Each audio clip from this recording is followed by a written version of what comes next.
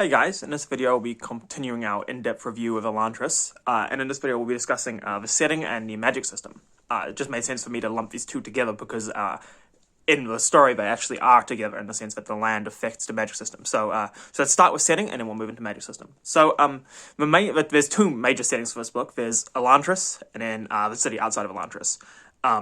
So Elantris, let's discuss first, functions as a really fantastic setting because it's sort of imbued into the magic system, which we'll discuss later, in the sense that it's a setting built by the magic system, and it's changed because of the magic system. So we sort of are given sort of two versions of Elantris. We're told about the old version of Elantris where it was shiny and bright, and it was like, lots of stuff going on. It was like an exciting, cosmopolitan city, right?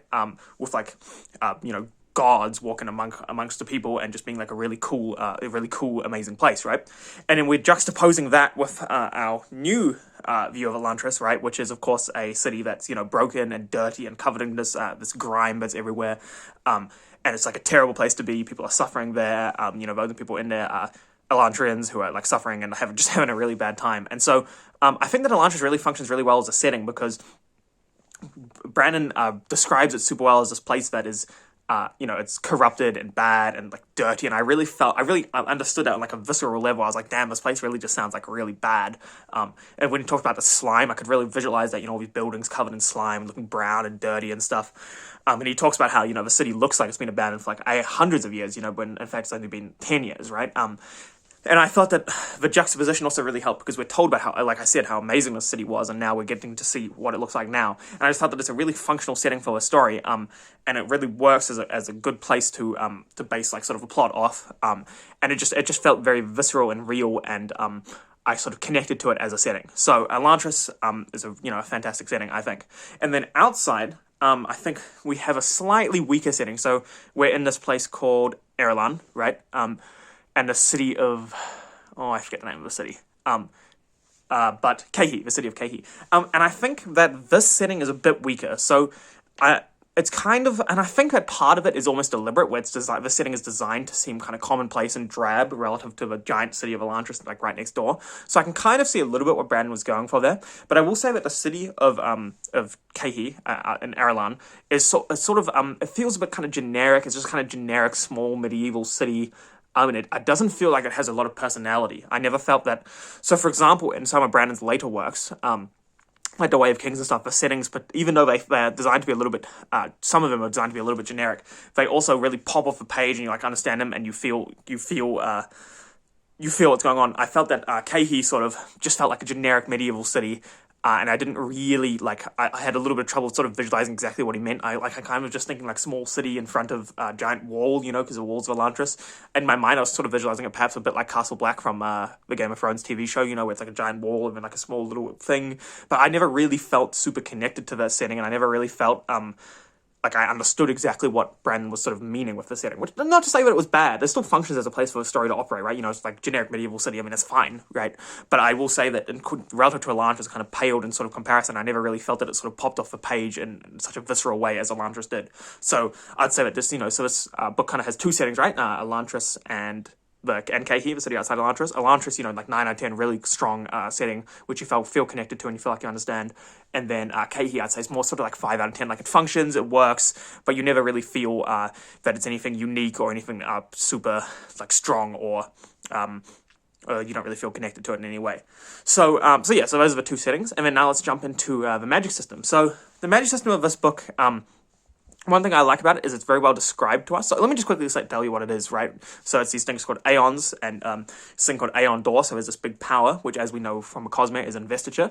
And so what you do is you draw these little symbols in the shape of a land, right? And then you are able to summon some of this power forth and direct it, right? And therefore you can use this power to do various things, heal, build buildings, whatever you want, right? Pretty much. It seems that they're relatively limitless what you can do with this power. And yet, even though I said that's relatively limitless, it's still kind of a hard magic system in a sense that we're told a lot about how it works. We're told about various things you got to do, lines you got to do to make the magic function in different ways. And we're told how it used to work and why it doesn't work now and stuff. And like I said in the plot section, this works really well because it means that when we see the magic get restored, it's very satisfying. So the way the magic works, right, is that it's based on the land. But if the land changes, then you've got to change your lines based on the land, right? So there's this big earthquake, giant crack forms, right? and so now people's aeons don't work anymore, but aeons are the name of the diagrams, right? Because they don't have the line indicating the crack, right? So I felt this was a really interesting, and I've never really heard of this before, magic based on the land itself, and I thought it was quite a cool idea.